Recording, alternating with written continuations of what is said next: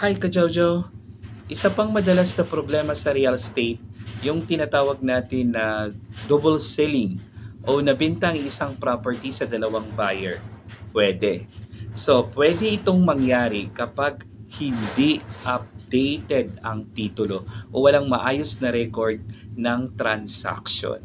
Kahit nakapirma na ang deed of seal, pwede ka pa rin mahabol kung may ibang nag-claim ng property.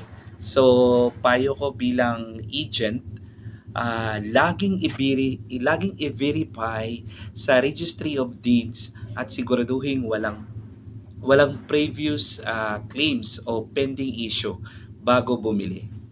So, sa real estate, prevention is better than cure. Siguraduhin ang documents bago pumirma. Maraming salamat po.